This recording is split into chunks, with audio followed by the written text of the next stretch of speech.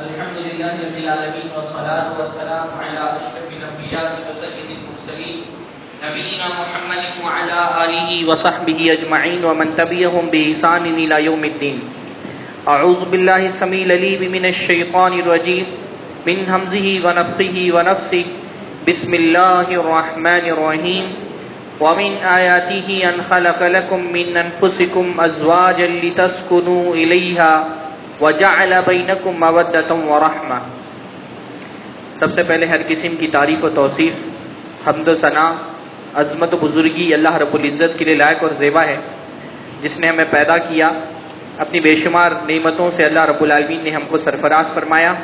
اللہ کا بہت بڑا احسان ہے کہ اللہ نے ہم کو اپنے آخری نبی جناب محمد رسول اللہ صلی اللہ علیہ وسلم کا امتی بنایا. اپنی عظیم ترین کتاب قرآن مجید ہماری ہدایت کے لیے نازل کی اور اپنے واحد مقبول دین اسلام کا ہم کو پیروکار بنایا.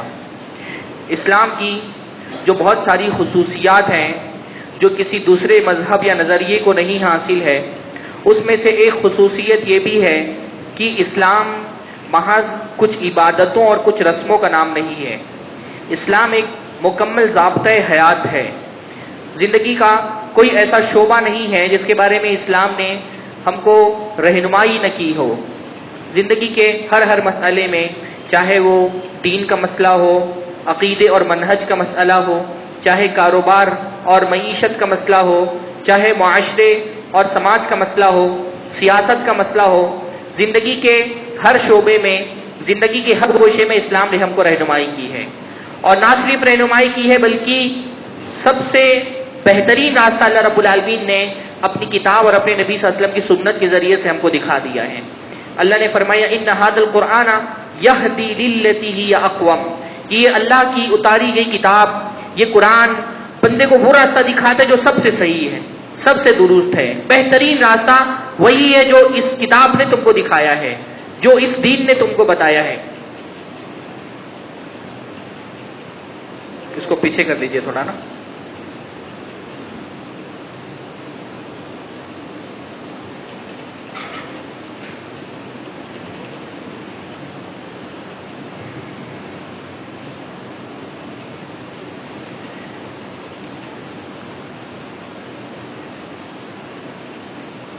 تو اللہ نے فرمایا ان ھذا القرآن یہدی للتی ہی اقوم، یہ قرآن تم کو درست ترین راستے کی طرف رہنمائی کرتا ہے.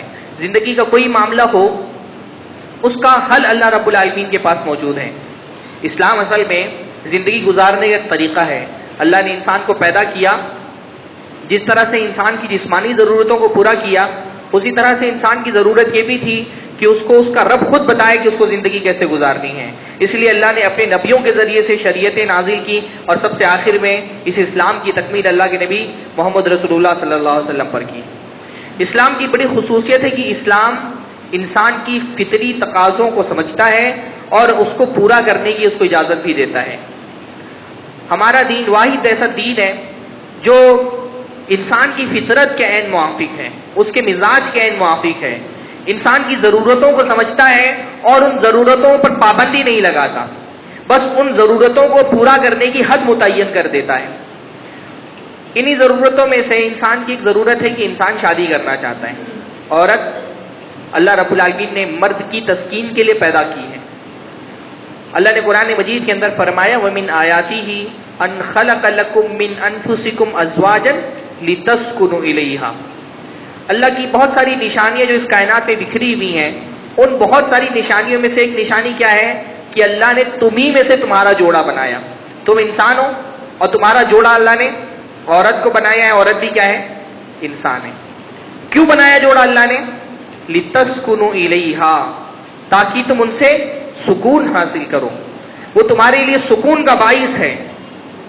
وَجَعَلَ بَيْنَكُمْ مَوَدَّةً وَرَحْمَةً، اور اللہ نے تمہارے اور ان کے درمیان میں محبت ڈال دی ہے، رحمت ڈال دی ہے، ایک کشش ڈال دی ہے. مرد کا دل عورت کی طرف کھینچتا ہے اور عورت کا دل مرد کی طرف کھینچتا ہے. بلکہ انسان کی جو فطری ضروریات ہیں، اس کی فطرت میں جن چیزوں کا داعیہ رکھا گیا ہے، اس میں سب سے مضبوط ترین اور سب سے غالب خواہش عورت کی. قرآن مجید میں اللہ نے فرمایا زُيِّنَ لِلنَّاسِ حُبُّ الشَّهَوَاتِ مِنَ النِّسَاءِ، والبنین والقناطیر المقنطرۃ من الذهب والفضہ، کئی چیزوں کی گنائے اللہ نے کہ انسان کے لیے اس کی فطرت میں اللہ نے کچھ چیزوں کی خواہش ڈال دی ہے. ان خواہشوں میں سب سے پہلے کون سی خواہش کا تذکرہ کیا؟ النساء، مرد کو سب سے پہلے خواہش عورت کی ہے. والبنین، اولاد کی خواہش ہے. والقناطیر المقنطرۃ من الذهب والفضہ، سونے چاندی کی خواہش ہے، دولت ہو، گھر ہو، پھر اس کے بعد جانور ہو، بڑی تجارت ہو، بہت ساری چیزوں کا تذکرہ اللہ نے کیا. سب سے پہلے کیا بتایا؟ عورت کی خواہش. یہ انسان کی فطرت کا حصہ ہے. اس لیے دیکھیے ہمارا دین اس زمین پر موجود سارے ادیان میں واحد ایسا دین ہے جو نکاح کو یا عورت کے قریب جانے کو گناہ یا عیب تصور نہیں کرتا. دنیا کے جو دوسرے مذاہب ہیں ان میں آدمی اس وقت تک کے تقوی کے تقاضوں کو پورا نہیں کر سکتا، اس وقت تک ولی نہیں قرار دیا جا سکتا جب تک کہ وہ پورے طور پر سماجی زندگی سے کٹ نہ جائے. اپنا بیوی ہے تو اس کو چھوڑ دے، جنگلوں میں چلا جائے، سنیاس لے لے، بھکشو بن جائے. جب تک کہ فیملی لائف گزارے گا وہ کوئی مذہبی رہنما بھی نہیں بن سکتا، وہ نہ پادری بن سکتا ہے نہ پنڈت بن سکتا ہے. اس کو مذہب کے اعلیٰ ترین مقام پر پہنچنے کے لیے کیا ضروری ہے کہ بیوی سے تعلق ختم کر لے، شادی نہ کرے، کنوارا رہے زندگی بھر، یا شادی کی تو طلاق دے دے، تب جا کر کے وہ مذہب کے اعلیٰ تقاضوں کو پورا کر سکتا ہے. دوسرے مذاہب میں شادی کرنے کو عیب سمجھا جاتا ہے. ہمارا دین ایسا دین ہے جو شادی کو عیب تصور نہیں کرتا بلکہ شادی کرنے کی ترغیب دیتا ہے. شادی کو ثواب کا کام بتایا گیا ہے، شادی کو نیکی کمانے کا ذریعہ بتایا گیا ہے، نکاح کو اللہ رب العالمین سے قربت کا وسیلہ بنایا گیا ہے. جتنا ہمارے دین نے جائز طریقے سے انسان کو اپنی خواہش پوری کرنے کی اجازت دی، دنیا میں اور کسی دین میں اس کی گنجائش ہی موجود نہیں ہے. یہ جو فطرت ہے انسان کی، جو خواہش ہے، اللہ نے اس کو تسلیم کی ہے کہ یہ انسان کی فطرت ہے، اس کی ضرورت ہے، اور اس کو پورا کرنے کی اجازت بھی ہے حتی الامکان. بلکہ معاملہ یہ ہے کہ اگر اس خواہش کو اس کے وقت پر پورا نہ کیا جائے تو یہ خواہش اگر حلال ذریعوں سے پوری نہیں ہوگی تو زمین پر فساد پیدا ہوگا، معاشرے میں بگاڑ پیدا ہوگا. اللہ کے نبی صلی اللہ علیہ وسلم نے فرمایا، لڑکی کے اولیاء سے خطاب کرتے ہوئے اللہ کے نبی فرمایا، اذا اتاکم من ترضون دینہ وخلقہ فزوجوہ، جب تمہارے پاس ایسے لڑکوں کے رشتے آئیں، ایسے لوگ تمہارے پاس رشتہ بھیجیں جن کے دین اور اخلاق سے تم راضی ہو تو اپنی بچیوں کی شادی کرا دو. بڑے معیارات قائم نہ کرو. لڑکا آیا، نکاح کا پیغام اس نے بھیجا. اصل نکاح کا پیغام کہاں سے آتا ہے؟ لڑکے کی طرف سے آتا ہے. ہمارے معاشرے میں یہ بھی بڑا مسئلہ ہے کہ لڑکے والے گرچہ ان کو مناسب لڑکی مل نہ رہی ہو لیکن بہت ساری جگہوں پر معاملہ یہ ہے کہ لڑکے کی طرف سے پیغام بھیجا جانا یہ آر سمجھا جاتا ہے کہ ارے ہمارا لڑکا، ہم پیغام بھیجیں گے. ہاں، اصل ذمہ داری تو لڑکی کی ہے کہ وہ پیغام بھیجے. نہیں، شریعت کا معاملہ کیا ہے؟ خطبہ کون بھیجتا ہے؟ اصولاً پیغام نکاح کا لڑکے والے بھیجتے ہیں. کبھی کوئی بائی چانس کی معاملہ یہ ہے کہ کوئی لڑکا پسند آ گیا تو لڑکی والے نے کہہ دیا کہ میں شادی کرنا چاہتا ہوں تم سے، اپنی بچی کی، تو بات الگ ہے. ایسا بھی نہیں کہ حرام ہے کہ لڑکی کی طرف سے پیغام نہیں جا سکتا ہے، لیکن اصولاً شریعت کے اندر عام معاملہ کیا تھا کہ پیغام کس کی طرف سے آتا تھا؟ لڑکے والوں کی طرف سے. لڑکی تلاش کی جاتی تھی، کہاں لڑکی ہے، اس کو پیغام بھیجا جائے.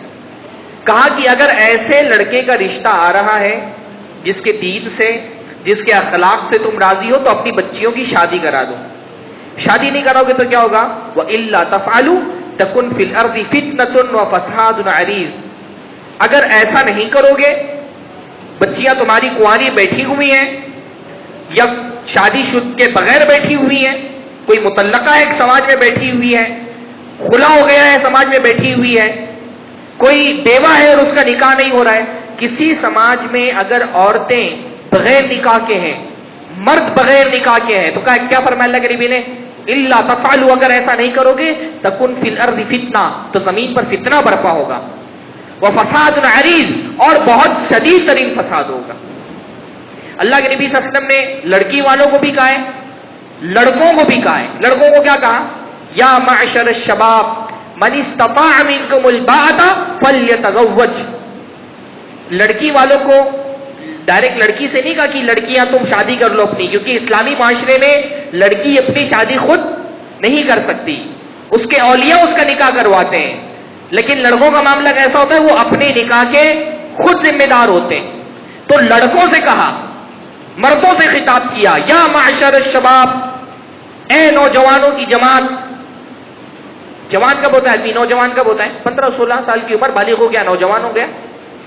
یا معشر الشباب من استطاع منکم الباءۃ فلیتزوج، تم میں سے جس کے اندر شادی کی قوت ہو، شادی کی طاقت ہو، وہ شادی کر لے۔ کیا ہوگا شادی کرے گا تو؟ فإنہ اغض للبصر، نکاح کا پہلا کام کیا ہوتا ہے کہ وہ انسان کی نگاہوں کو جھکا دینا ہے۔ اغض کیوں کہا؟ سب سے زیادہ جو چیز آدمی کی نگاہ کو جھکانے والی ہے وہ کیا ہے؟ نکاح۔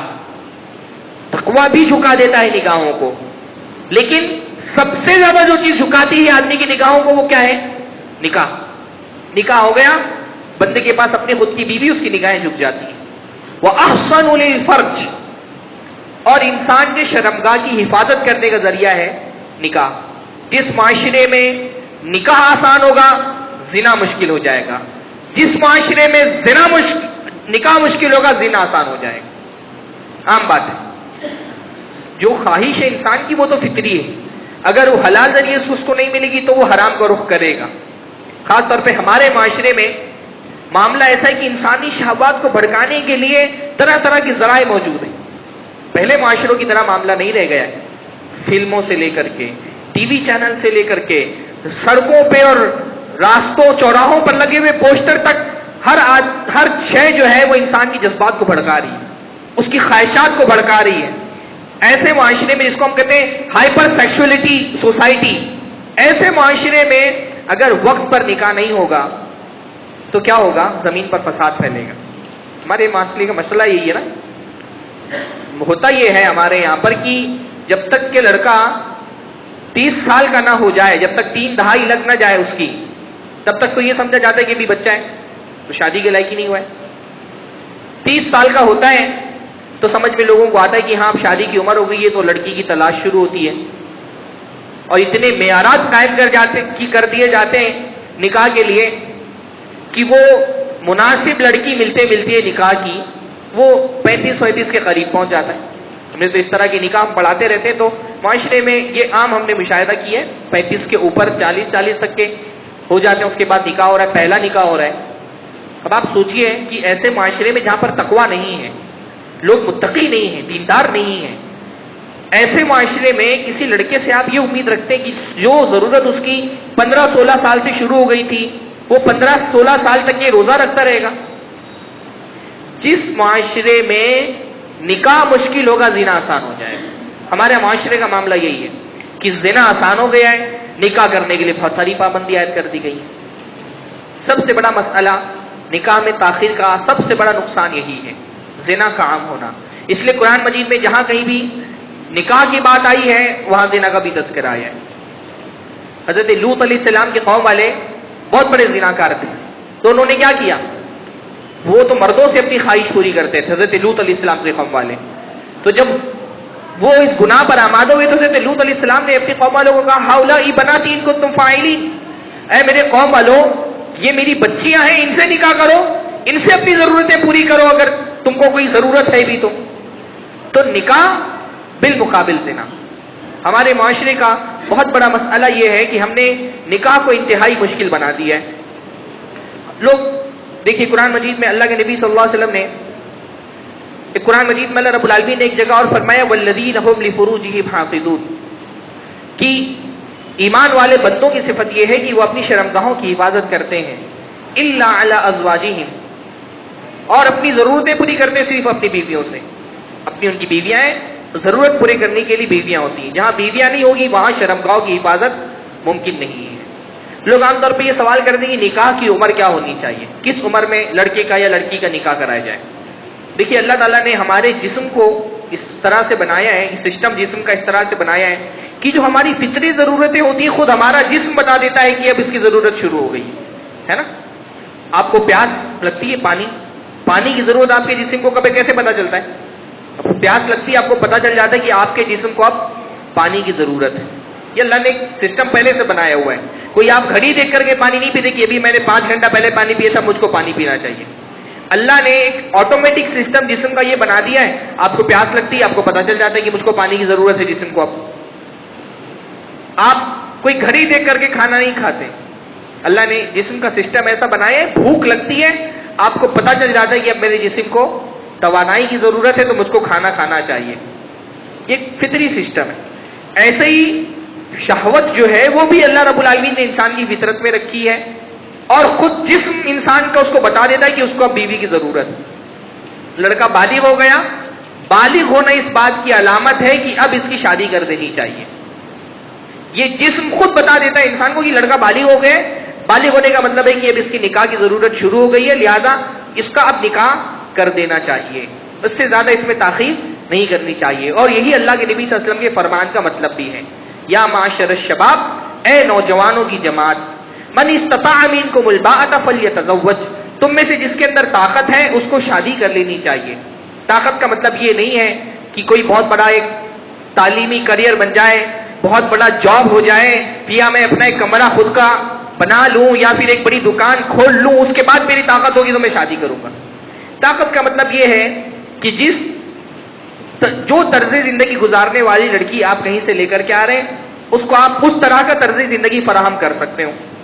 بھئی آپ کسی بہت اونچی سوسائٹی سے کسی امیر گھرانے میں شادی کریں گے, ظاہر سی بات ہے کہ لڑکی کی جو معاشرت ہے, اس کی جو ضرورتیں ہیں, اس کا جو لائف اسٹائل ہے, اس کو آپ پورا نہیں کر سکتے. لیکن کوئی غریب لڑکی ہے, کسی غریب معاشرے میں, غریب خاندان کی ہے, اس کے طرز زندگی میں بہت زیادہ اس کا لائف اسٹائل ہائی نہیں ہے, اس کو آپ لے آئیں, اور جو اس کی بنیادی ضرورتیں ہیں, کھانے کی, پینے کی, کپڑا پہننے کی, رہائش کی, وہ آپ پوری کر سکتے ہیں تو آپ اس سے شادی کر لیں, اگر آپ کے اندر واقعتاً طاقت ہے تو. مسئلہ یہ ہے کہ ہم نے معیارات بڑے بڑے قائم کر لیے, اور اس کا نقصان یہ ہو رہا ہے کہ سماج میں پہلا مسئلہ تو یہ ہے کہ زنا عام ہو رہا ہے, شادی تاخیر سے کرنے کی وجہ سے. شادی تاخیر سے کرنے کی وجہ سے ایک بہت بڑا نقصان یہ ہو رہا ہے کہ مسلمان لڑکیاں کافروں کے ساتھ بھاگ رہی ہیں. ہم کیونکہ عام طور پہ تو مولویوں کے بارے میں یہ کہا جاتا ہے کہ مولوی کی دوڑ مسجد تک, لیکن معاملہ یہ ہے کہ مولوی سماج کی ایسی بہت ساری چیزیں جانتے ہیں جو عام لوگ نہیں جانتے, کیونکہ ہم کو تو لکھ کر کے دیا جاتا ہے نا, ہمارے پاس فون آتا ہے, سوالات ہوتے ہیں لوگوں کے. اس وقت خاص طور پہ ممبئی کی صورتحال اس طرح کی بن گئی ہے, اور آپ بھی اگر تھوڑا گہرائی سے معاشرے کا مطالعہ کریں گے تو آپ محسوس کر سکتے ہیں. صورتحال اس قسم کی بن گئی ہے کہ تعلیم کے مسئلے میں ہماری لڑکیاں بالعموم لڑکوں سے آگے ہیں. آپ دیکھیں گے معاشرے میں اگر جائزہ لیں, آپ ہر سال جب رزلٹ نکلتے ہیں ایس ایس سی کی, ایچ ایس سی کی, اس کا جائزہ لیں, آپ یہ دیکھیں گے لڑکیوں کے رینک کتنے ہوتے ہیں, پرسنٹیج کتنا ہو رہا ہے, 80 سے اوپر, 90, 95. وہ ہمارے یہاں ایک لطیفہ بھی کہا جاتا ہے نا کہ ایک لڑکی رو رہی تھی, تو بھائی نے پوچھا کہ کیوں رو رہی ہو, تو کہا میرے نمبر کم آئے امتحان میں. کہا کتنے نمبر آئے, تو لڑکی نے کہا 93%. تو بھائی نے کہا شرم کرو, 93% نمبر, اس میں تو 3 لڑکے پاس ہو جاتے تھے. اتنا نمبر آئے کہ 3 لڑکے پاس ہو جاتے تھے. ایک عام مزاج ہمارے, آپ دیکھیں گے, اس کو تصور کریں کہ S S C, H S C کے امتحانات میں آپ دیکھتے ہیں لڑکیوں کا تعلیمی معیار اچھا ہے, اچھے نمبرات سے پاس ہو رہی ہیں. لڑکے ہمارے 40, 50, 60 میں سمٹ جاتے ہیں. لڑکیوں کے نمبر کیونکہ زیادہ ہوتے ہیں تو بڑے بڑے کالجز میں ان کو داخلہ مل جاتا ہے, اور ہمارے لڑکوں کے نمبر کیونکہ کم ہوتے ہیں تو ان کے کالج وہی سابو صدیق مہاراشٹرا کالج, جو ہمارے مسلم علاقوں کے کالج ہیں. اب یہ لڑکیاں جب تعلیم کے سلسلے میں ایسے بڑے کالجز میں جاتی ہیں تو وہاں پر مسلم نوجوانوں کی تعداد بہت کم ہوتی ہے. زیادہ تر ان کا جو انٹریکشن ہوتا ہے وہ کافر لڑکوں کے ساتھ ہوتا ہے, اور لڑکا اور لڑکی وہ کسی بھی مذہب سے تعلق رکھنے والوں وہ ساتھ ملیں گے اور بے-حیائی فروغ پائے گی, ایسا نہیں ہوتا ہے. تعلقات بنتے ایک میڈیا کے ذریعے سے, ایک تو سیکولر ذہن بنا دیا گیا ہے, یعنی لڑکی کو کوئی فرق نہیں پڑتا کہ جس لڑکے سے میں محبت کر رہی ہوں, جس سے میرا ریلیشن ہے, اس کا مذہب کیا ہے, اس کا دین کیا ہے, اس کے افکار کیا ہے. یہ تصور میڈیا نے بنایا ہے, اور اس کی تربیت خود اپنے گھروں میں کرتے ہیں. یہ جو سیکولر ذہن ہے کہ لڑکا اور لڑکی کے مذہب میں کوئی فرق ہو تو کوئی فرق نہیں پڑتا, یہ ذہن کہاں سے بنتا ہے؟ یہ آپ کے گھر میں رکھا ہوا شیطان, وہ ٹی وی ہے, اس کے چینلز ہے, وہ بنا رہے ہیں آپ کی لڑکیوں کا ذہن. تو ہوتا یہ کہ تعلقات بنتے ہیں, ریلیشن بنتا ہے, زنا عام ہوتا ہے, بعض مرتبہ نوبت یہاں تک پہنچتی ہے کہ لڑکی فرار بھی ہو جا رہی ہے کسی کافر کے ساتھ میں, فرق ہی نہیں پڑ رہا اس کو. یہ کوئی ایک دو مسئلہ نہیں ہے، ہمارے پاس باقاعدہ لوگوں کے فون آتے ہیں، اس طرح کے مسائل آتے ہیں، لوگ آ کر کے پوچھتے ہیں کہ مولانا ایسا ہو گیا میری لڑکی کے ساتھ میں کیا کروں۔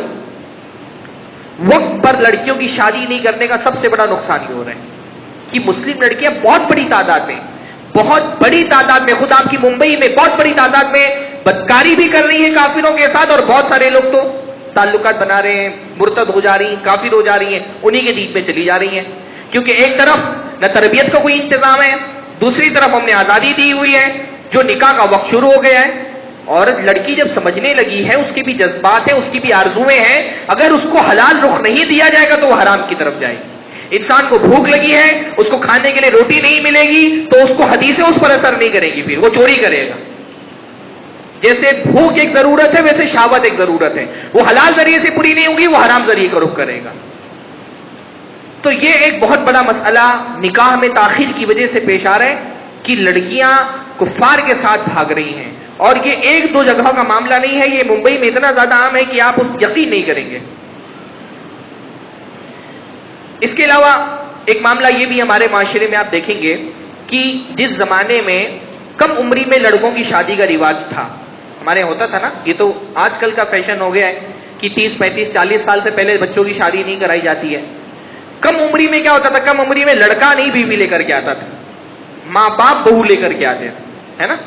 بچہ چھوٹا ہے، وہ خود ڈھونڈ کر کے نہیں لاتا تھا کہ مجھ کو بیوی فلاں سے شادی کرنی ہے۔ ہوتا یہ تھا بچے کی عمر کم ہے، 16 18 20 سال، ماں باپ کو فکر ہوتی تھی کہ بچے کی شادی کرانی ہے، وہ اپنی پسند سے بہو لے کر کے آتے تھے۔ جب بہو گھر میں آتی تھی تو یہ ہوتا تھا کہ بہو کو یہ احساس ہوتا تھا کہ شادی کر کے مجھ کو شوہر نہیں لے کر کے آیا ہے، یہ شوہر کے ماں باپ ہیں جنہوں نے مجھ کو پسند کیا اور مجھ کو لے کر کے آئے۔ تو وہ ساس سسر کی قدر سمجھتی تھی، ان کو اہمیت دیتی تھی، ان کی خدمت کرتی تھی، ان کو پتا ہوتا تھا کہ یہ اصل میرا شوہر میرا اصل حقدار نہیں ہے، یہ ساس سسر ہے جو مجھ کو شادی کر کے بیاہ کر کے لائیں۔ اب معاملہ یہ ہوتا ہے کہ لڑکا اپنے پیروں پہ کھڑا ہو جائے گا تب شادی کرے گا نا، ہمارے یہاں تو یہ کہا جائے پیروں پہ کھڑا ہو جائے گا تب شادی کرے۔ اب وہ پیروں پہ کھڑا ہوتا ہے، جب وہ شادی کر کے لاتا ہے تو لڑکی کو بھی اس بات کا احساس ہوتا ہے کہ مجھ کو لانے والے ماں باپ نہیں ہیں، یہ تو شوہر ہے جو مجھ کو شادی کر کے لایا ہے۔ تو وہ یہ سمجھتی کہ حق مجھ پر صرف میرے شوہر کا ہے، میں اور کسی کوئی پابندی میں برداشت نہیں کروں گی۔ اس لیے بہوؤں کی سرکشی بہت عام ہے۔ پہلے زمانے میں ہوتا تھا کہ بہو کے لیے ساس سسر اور ماں باپ میں کوئی بہت بڑا فرق نہیں ہوتا تھا، اپنے ساس سسر کو اپنے ماں باپ کی طرح سمجھتی تھی۔ آج معاملہ یہ ہے کہ ساس سسر نے آزاد چھوڑ دیا ہوا ہے اور بہویں جو ہے وہ اپنے شوہر کے ساتھ خوش ہیں۔ تو یہ بھی ایک بہت بڑا مسئلہ ہے۔ نکاح میں تاخیر کا ایک نقصان یہ بھی ہے کہ نکاح کے جو بہت بڑا ثواب ہے، نکاح کے ذریعے سے جو بہت بڑے ثواب ہیں، ان سے آدمی ایک عمر تک کے لیے محروم ہو جاتا ہے۔ نکاح اپنے آپ میں خود بہت بڑے ثواب کا کام ہے۔ باقی یہ ہے کہ آدمی ایک لقمہ بھی اگر اپنی بیوی کو کھلاتا ہے تو اس کو ثواب ملتا ہے کہ نہیں ملتا ہے؟ اللہ کے نبی صلی اللہ علیہ وسلم نے فرمایا اللہ تم کو ہر عمل پر ثواب دیتا ہے، حتیٰ کہ ایک لقمہ بھی اگر تم اپنی بیوی کو کھلاتے ہو اللہ اس پر بھی تم کو ثواب دیتا ہے۔ ایک روپیہ بھی آپ اپنی بیوی کے لیے خرچ کرتے ہیں اللہ اس پر بھی آپ کو ثواب دیتا ہے۔ ہاں، اللہ کے نبی صلی اللہ علیہ وسلم سے ایک حدیث میں فرمایا دینار انفقتہ فی سبیل اللہ ودینار انفقتہ فی رقبۃ، اللہ نے فرمایا کہ تمہارے پاس 4 دینار ہوں، 4 دینار ہے تمہارے پاس، مان لیجیے کہ 4 روپے ہیں، 400 روپے، 100 روپیہ آپ نے اللہ رب العالمین کے راستے میں جہاد میں لگا دیا، مسلمان حکومت ہے جہاد ہونے والا ہے، 100 روپیہ آپ نے وہاں دے دیا، 100 روپیہ آپ نے کسی غلام کے آزاد کرنے میں خرچ کر دیا۔ 400 روپے ہیں، 100 روپیہ کہاں دیا؟ اللہ کے راستے میں جہاد میں، دوسرا 100 روپیہ کہاں دیا؟ کسی غلام کے آزاد کرنے میں، تیسرا 100 روپیہ کہاں دیا؟ انفقتہ تصدقت بہ علی مسکین، کسی مسکین کو صدقہ کر دیا، کوئی غریب ہے اس کو صدقے میں دے دیا، اور چوتھا جو 100 روپیہ بچا وہ کہاں خرچ کیا آپ نے؟ انفقتہ علی اہلک، اپنے گھر والوں پہ خرچ کیا۔ 4 دینار تھے، 1 دینار اللہ کے راستے میں جہاد میں دے دیا، دوسرے سے غلام آزاد کر دیا، تیسرے سے مسکین کو صدقہ دے دیا، اور چوتھا اپنے گھر والوں پہ خرچہ کیا۔ اللہ کے نبی صلی اللہ علیہ وسلم نے فرمایا ان 4 دیناروں میں سب سے زیادہ ثواب کس پر ملے گا؟ ان 4 دیناروں میں 400 روپے میں سب سے زیادہ ثواب کس پر ملے گا؟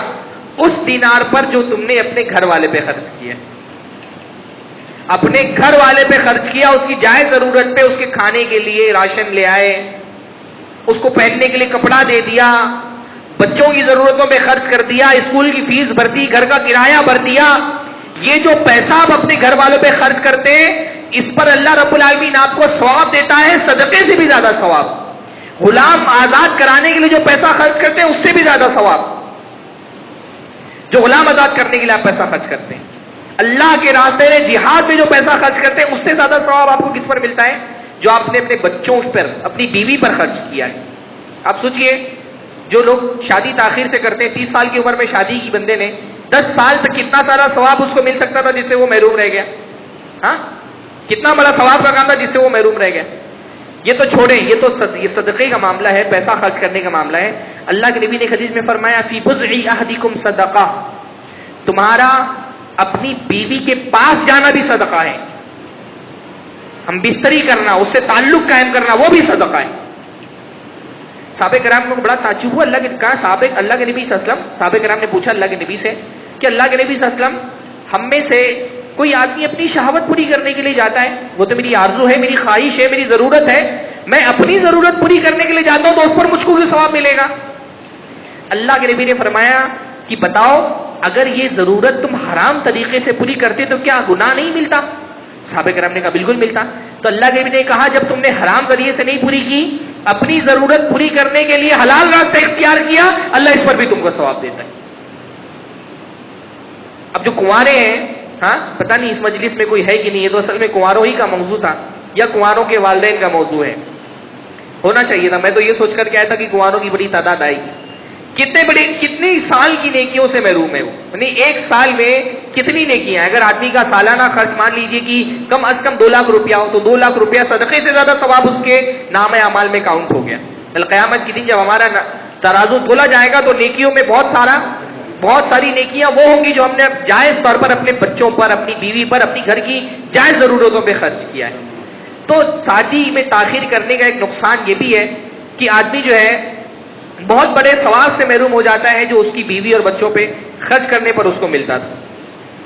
اسی طرح سے یہ ہے کہ بھائی دنیا تو ساری نعمتوں کی جگہ ہے. ہم عام طور پہ نعمتوں کی اہمیت کو نہیں سمجھ پاتے. آدمی مال کما رہے بھی اتنا مگن ہے کہ شادی نہیں کر رہے. دنیا کی سب سے بڑی نعمت تو بیوی ہے نا. اللہ کے نبی صلی اللہ علیہ وسلم نے، اب دیکھیے حضرت موسیٰ علیہ السلام کا واقعہ آپ نے سنا ہوگا. حضرت موسیٰ علیہ السلام جب ان کے ہاتھوں سے قتل سرزد ہو گیا، بھاگ کر کے کہاں گئے؟ وہ مدین بھاگ کر کے گئے. پورا واقعہ پیش آیا. 2 لڑکیاں تھیں، ان کو پانی پلانا تھا اپنے جانور کو، تو انہوں نے پانی پلا دیا، چلی گئی. پھر حضرت موسیٰ نے ایک بڑی پیاری دعا مانگی. کون سی دعا ہے وہ؟ رب انی لما انزلت الی من خیر فقیر. اے اللہ، تو جو بھی خیر میرے پاس نازل کر دے، کوئی بھی خیر، جو بھی خیر تو میرے پاس نازل کر دے، میں اس کا محتاج ہوں. میرے پاس کچھ نہیں ہے ابھی، تو فی الحال میں بالکل میرے پاس کچھ نہیں ہے. جو بھی خیر تو نازل کر دے میں اس کا محتاج ہوں. تو اللہ نے کون سا خیر نازل کیا سب سے پہلے؟ فجاءت احداہما تمشی علی استحیاء. اللہ نے سب سے پہلے کون سا خیر دیا؟ ان کے لیے بیوی کا انتظام کر دیا. ہاں، آئی ایک لڑکی، جو 2 لڑکیاں جن کو پانی پلائے تو ان میں سے ایک لڑکی آئی اور اس لڑکی نے کہا کہ ہمارے والد آپ کو بلا رہے ہیں. کیوں بلا رہے ہیں؟ کہ آپ نے جو پانی پلایا ہے اس کا بدلہ آپ کو دیں گے. گئے حضرت موسیٰ علیہ السلام. لڑکی نے اپنے والد سے کہا کہ یہ بڑے طاقتور بھی ہیں، امانت دار بھی ہیں، ان کو اپنے پاس آپ کرائے پر رکھ لیں، ان کو نوکر رکھ لیں اپنے یہاں پر. باپ سمجھدار تھا، سمجھ گیا کہ یہ ایسا جوان ہٹا کٹا آدمی، اور میرے گھر میں 2 لڑکیاں ہیں جن کی شادی نہیں ہوئی ہے، تو ایسے ہی اس کو گھر میں رکھ لینا تو مناسب نہیں ہے. تو کیا کہا کہ میں چاہتا ہوں کہ تم میری 2 بچیوں میں سے کسی ایک سے شادی کر لو. سب سے پہلے کون سے خیر کا اللہ نے انتظام کیا؟ بیوی کا انتظام کر دیا. اللہ کے نبی نے اس لیے فرمایا الدنیا کلھا متاع، دنیا ساری کی ساری متاع ہے، فائدہ اٹھانے کی چیز ہے. وخیر متاع الدنیا المرأۃ الصالحہ. لیکن ان ساری دنیا کی نعمتوں میں سب سے بڑی نعمت کون سی ہے؟ سب سے بڑی نعمت کون سی ہے؟ نیک بیوی. عورتیں اللہ اتنی بڑی نعمت ہے کہ اللہ کے نبی صلی اللہ علیہ وسلم نے کیا فرمایا؟ حبب الی من دنیاکم النساء والطیب. کہ تمہاری دنیا سے 2 چیزیں اللہ نے مجھ کو بھی محبوب بنا دی. دنیا تمہاری ہے مجھ کو دنیا سے محبت نہیں ہے، میں تو اصل میں آخرت کا آدمی ہوں، لیکن دنیا کی دو چیزیں ایسی ہیں، دو نعمتیں ایسی جو مجھ کو بھی محبوب ہیں۔ کون سی دو نعمتیں؟ النساء والطیب، عورتیں اور خوشبو۔ دو نعمتیں دنیا کی ایسی ہیں جو مجھ کو بھی محبوب ہیں، ورنہ دنیا سے مجھ کو کوئی محبت نہیں ہے، میں تو اصل میں آخرت بنانے کی خواہش مند ہوں۔ تو یہ کہ عورتوں سے محبت کرنا، یہ تو دنیا اللہ کے نبی صلی اللہ علیہ وسلم کی سنت ہے۔ ہاں، حضرت غالباً عبداللہ ابن عباس نے شخص سے پوچھا کہ تم نے شادی کی؟ کہا کہ میں نے نہیں کی ابھی تک شادی۔ تو انہوں نے کہا تزوجوا، شادی کرو، کیونکہ تم میں جو سب سے بہتر تھا اکثرکم خیرکم اکثرکم نساء، تم میں سب سے بہتر ہوئے جس کی سب سے زیادہ عورتیں تھیں۔ اللہ کے نبی صلی اللہ علیہ وسلم ہم میں سب سے زیادہ بہتر تھے، اور اللہ کے نبی کی عورتیں بھی سب سے زیادہ تھیں۔ سب سے زیادہ نکاح اللہ کے نبی صلی اللہ علیہ وسلم نے کیے تھے۔ بیک وقت اللہ کے نبی صلی اللہ علیہ وسلم کی 9 بیویاں زندہ تھیں، باحیات تھیں، باقی اللہ کے نبی صلی اللہ علیہ وسلم نے تقریباً 12 شادیاں کی۔ تو معاملہ یہ ہے کہ عورت جو ہے وہ اللہ رب العالمین کی نعمتوں میں سے ایک عظیم نعمت ہے، اور کوئی آدمی ہم میں سے ایسا ہے کہ نعمت کے بارے میں یہ چاہے کہ بعد میں ملنا چاہیے۔ بھئی 1 کروڑ کوئی آج آپ کو دے رہا ہو تو آپ چاہیں گے ابھی مل جائے، کل نہ ملے۔ پیسے کے بارے میں ہم اتنے لالچی ہیں کہ ہمارے یہاں میں نے بھیونڈی کے بارے میں سنا کہ یہاں پوسٹ ڈیٹڈ چیک بہت بکتے ہیں۔ ہاں، 1 لاکھ کا چیک ہے تو 95,000 میں ہی بیچ دیں گے، حالانکہ حلال نہیں ہے یہ۔ تو 95,000 ابھی فوراً مل جائے، 5 مہینہ انتظار نہ کرنا پڑے۔ بھئی عورت تو اللہ کی سب سے بڑی نعمت ہے اس دنیا میں، انسان کے سکون کا باعث ہے، اللہ رب العالمین نے اس کو اطمینان کے لیے پیدا کیا ہے، تو وہ جلدی مل جانا چاہیے۔ نعمت کے معاملے میں بندے کو تاخیر کیوں کرنی چاہیے؟ اور تاخیر کا ایک نقصان یہ بھی ہوتا ہے نا کہ اصل جو محبت کی عمر ہوتی ہے وہ اگر چلی جائے، ہاں 15-16 سال میں لڑکا بالغ ہو گیا، اگر اس کی نکاح نہ ہو تو وہ 30 کراس کر جائے، تو وہ جو لطف ہے زندگی کا بیوی کے ساتھ وہ پھر نہیں ملے گا اس کو۔ پھر اس کو چاہے آسمان سے اتری ہوئی حور سے بھی شادی کیوں نہ ہو جائے، یہ جو کم عمری میں نکاح سے زندگی میں جو لطف پیدا ہوتا ہے وہ نہیں پیدا ہوگا اس کے اندر۔ اور یہ لطف اٹھانا کوئی غیر شرعی چیز بھی نہیں، ہر انسان کی صلاحیت کا معاملہ یہ ہوتا ہے، جو استعمال نہیں ہوتی وہ ختم ہو جاتی۔ ایک انسان کے جسم میں اللہ نے سسٹم ہی ایسا بنایا ہے، اللہ نے کوئی چیز اگر آپ کے جسم میں رکھی ہے، وہ اگر یوز نہیں ہوگی تو کیا ہوگا، وہ ماند پڑ جائے گی۔ جس کو چلنے کی عادت نہیں رہ جاتی ہے پھر اس کو چلنا بھاری لگنے لگتا ہے۔ آدمی دماغ استعمال کرنا چھوڑ دے تو، یاد کرنا چیزیں چھوڑ دے تو یاد نہیں ہوتی پھر اس کو۔ ہر صلاحیت کا یہی معاملہ ہے۔ تو یہ بھی ایک نقصان ہے ہمارے معاشرے میں نکاح سے تاخیر کا، کہ سب سے بڑی نعمت جو ہے اس سے بندہ ایک زمانے تک کے محروم ہو جاتا ہے۔ ایک نقصان یہ بھی ہے کہ شریعت جو یہ ہم سے چاہتی ہے کہ ہماری اولاد زیادہ ہو، ہے نا۔ اللہ کے نبی صلی اللہ علیہ وسلم نے فرمایا تزوجوا الودود الولود فإني مکاثر بکم الامم، کہ کثرت سے شادی کرو۔ کس سے شادی کرو؟ تزوجوا الودود الولود، ایسی عورتوں سے شادی کرو جو بہت محبت کرنے والی ہوں اور بہت بچے دینے والی ہوں، زیادہ بچے پیدا ہوتے ہیں۔ اب کیسے پتہ چلے گا کوئی بچے زیادہ ہوتے کہ نہیں ہوتے؟ ایک طریقہ تو یہ ہے کہ اگر کوئی بیوہ عورت ہے یا مطلقہ عورت ہے اور اس کے بارے میں پتہ ہے کہ اس کے بچے بہت ہوتے ہیں تو اس سے شادی کر لو، کیونکہ عربوں کے زمانے میں تو یہ کوئی عام رواج تھا، مطلقہ عورتوں سے شادی کرنا، بیوہ عورتوں سے شادی کرنا، ہے کہ نہیں؟ اللہ کے نبی صلی اللہ علیہ وسلم کی 12 شادیاں ہوئی تھیں، 12 میں سے صرف ایک عورت تھی جو کنواری تھی۔ کون تھی؟ حضرت عائشہ رضی اللہ تعالیٰ عنہ۔ اس کے علاوہ جتنی بیویاں تھی اللہ کے نبی صلی اللہ علیہ وسلم کی، یا تو مطلقہ تھی یا تو بیوہ تھی، یا تو طلاق ہو گیا تھا یا تو بیوہ تھی، ان کے شوہر کی وفات ہو چکی تھی۔ تو یہ تو اللہ کے نبی صلی اللہ علیہ وسلم کے زمانے میں عام معاملہ تھا کہ عورتیں جو ہے وہ بیوہ عورتیں تھی ان سے بھی شادی کر لیتے تھے۔ اور اگر بیوہ اور مطلقہ نہیں ہے تو بعض خاندان ایسے ہوتے ہیں، عورتوں کے خاندان ایسے ہوتے ہیں، خاندان سے پتہ چلتا ہے کہ اس عورت کو بچے زیادہ ہوتے ہیں۔ اگر ماں کے زیادہ بچے تو اس بات کا امکان ہوتا ہے کہ پھر ان کی بچیوں کے بھی زیادہ بچے ہوں گے۔ شریعت یہ چاہتی ہے کہ اولاد کثرت سے ہو، کیونکہ اولاد کا کثرت سے ہونا کیا ہے، کوئی عیب نہیں ہے، یہ تو خیر کی بات ہے کہ آدمی کی بہت ساری اولاد ہے۔ حضرت انس رضی اللہ تعالیٰ عنہ کو اللہ کے نبی صلی اللہ علیہ وسلم نے کیا دعا تھی؟ اللہم اکثر مالہ وولدہ، اے اللہ تعالیٰ اس کے مال اور اس کی اولاد میں اضافہ کر، برکت دے۔ حضرت انس کو اللہ کے ہم کسی کو اگر اس زمانے میں دعا دے دیں کہ اللہ تعالیٰ اس کی اولاد میں اضافہ کر، تو سوچے گا بد دعا دے رہے ہیں۔ ہاں، ہمارے یہاں تو وہی مزاج بنتا جا رہا ہے نا کافروں والا، ایک کے بعد ابھی نہیں، 2 کے بعد کبھی نہیں۔ یہ مسلمان کا نعرہ نہیں ہے، مسلمان کو تو کثرت اولاد والا ہونا چاہیے۔ اللہ کے نبی نے فرمایا فإنی مکاثر بکم الامم، کل قیامت کے دن میں فخر کروں گا کہ میری امت سب سے زیادہ ہوگی. یہ ہمارے لیے کتنی فخر کی بات ہوگی کہ اللہ کے نبی صلی اللہ علیہ وسلم کی طرف سے ہم پیش کریں یہ میرے اللہ کے نبی 10 بچے ہیں میرے. ہاں الحمدللہ میرے 10 سال میری شادی کو ہوا ہے, 21 سال کی عمر میں نے شادی کی تھی اور الحمدللہ 5 بچے ہیں میرے بھی. تو ایسا نہیں کہ میں بول رہا ہوں اور میں کسی کو لگے کہ میں نے شادی نہیں کی. تو کثرت سے اولاد ہونا یہ تو خیر کی بات ہے, ہونی چاہیے. اب کثرت اولاد کب ہوگی؟ آپ جلدی شادی کریں گے تو اولاد زیادہ ہوگی نا. 30 سال کی عمر میں شادی کی, عام طور پہ آدمی 40-45 تک اس زمانے میں ایسا ہوتا ہے کہ اولاد پیدا کر سکتا ہے. کتنے بچے ہوں گے؟ 2 سے 3 بچے, بس ختم معاملہ. اولاد کثرت سے ہونی چاہیے, اس کے بہت سارے فوائد ہیں. کتنا فائدہ ہے؟ یعنی ایک لڑکا بھی اگر آپ کا صالح نکل گیا تو ممکن ہے کل آخرت میں آپ کے لیے نجات کا باعث بن جائے. وہ ایک لڑکا بھی اگر نیک نکل گیا تو ہاں حدیث میں آتا ہے کہ اللہ کے نبی صلی اللہ علیہ وسلم نے فرمایا قیامت کے دن ایک بندے کو جنت میں بہت اونچا مقام ملے گا, وہ بڑا جنت الفردوس مل گئی.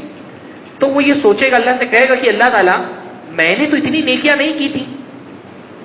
جب دیکھے گا کہ بھائی جنت یہاں تو سب بڑے بڑے لوگ آ رہے ہیں, میں تو اتنا نیک نہیں تھا, یہ پرہیزگار لوگوں کے ساتھ میں کیسے آ گیا. تو اللہ تعالیٰ سے پوچھے گا کہ اللہ تعالیٰ میں نے تو اتنی نیکیاں نہیں کی تھی, یہ جنت میں اتنا اونچا مقام مجھے کیسے مل گیا. تو اللہ تعالیٰ فرمائیں گے باستغفاری ولدک لک, تیرے بچے نے تیرے لیے مغفرت طلب کی تھی, اس کے بدلے میں اللہ رب العالمین نے تجھ کو یہ مقام دیا.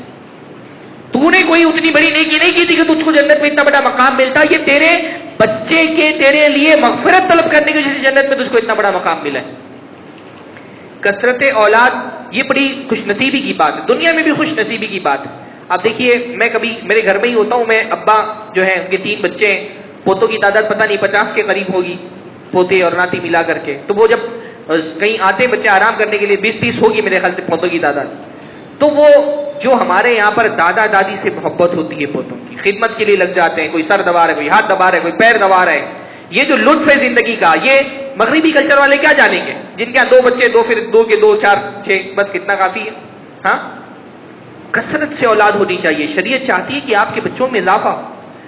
تو اب شادی اگر تاخیر سے کریں تو ظاہر سی بات ہے کثرت اولاد کہاں سے ہوگی, کہاں سے زیادہ بچے پیدا ہوں گے.